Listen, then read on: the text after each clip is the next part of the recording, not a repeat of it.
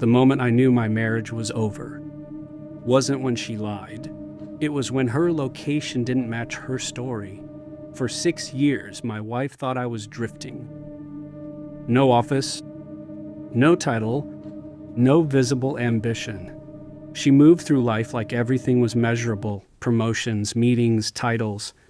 And when she looked at me, she saw none of that. Must be nice not having a real schedule.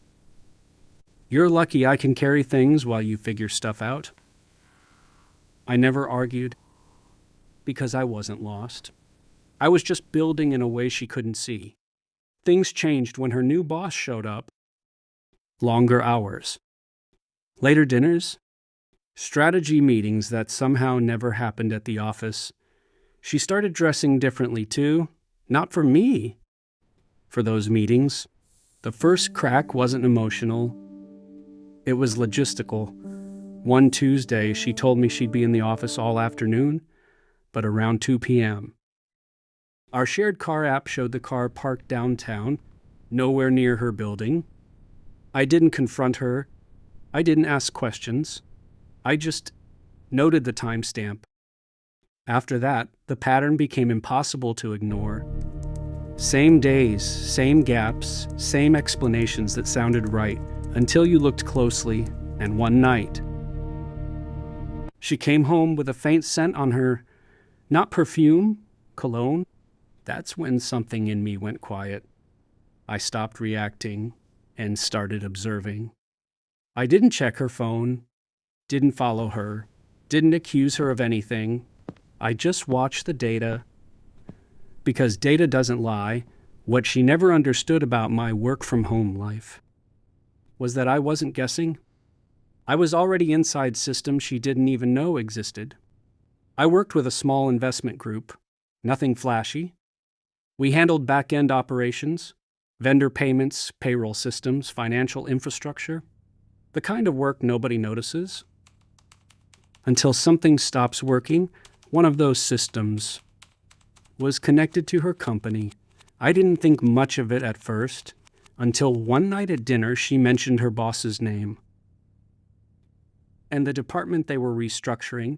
I recognized it instantly because I'd already seen the numbers, the pressure, the cost cuts, the internal reviews coming, and suddenly everything lined up. A week later, she stopped wearing her ring to events. 2 weeks later, the late nights stopped being disguised. 3 weeks later, she sat me down. I think we want different things now. No anger, no hesitation, just a decision she had already made. She said she needed someone more aligned, more driven, more visible. I just nodded, because by then, I understood exactly where this was going. Her company was entering a vendor review cycle.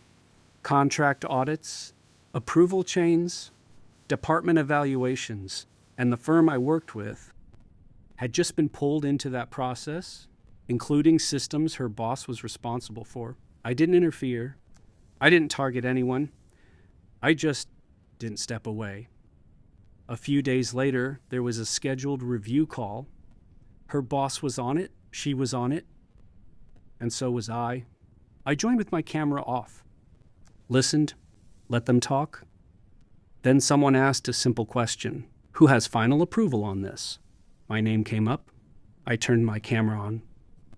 The silence that followed wasn't loud. It was confused, uncertain. Her boss recognized me first, not personally, but professionally. His posture changed, his tone shifted, careful, respectful. And then I saw her. She leaned closer to the screen, like she thought she was seeing it wrong. The same person she had been slowly removing from her life was suddenly the one everyone was waiting on. No one raised their voice. No one made a scene. Just decisions, reviews, delays. But after that, things didn't stay the same. They never do. The divorce went through quietly. No arguments, no drama, just paperwork and silence. The house feels different now, empty but clear. And I realized something I wish I didn't have to learn. betrayal doesn't hurt the most when you discover it. It hurts when you realize how long you were protecting someone who had already replaced you. She wanted someone on her level. I just didn't realize. I was never playing at hers.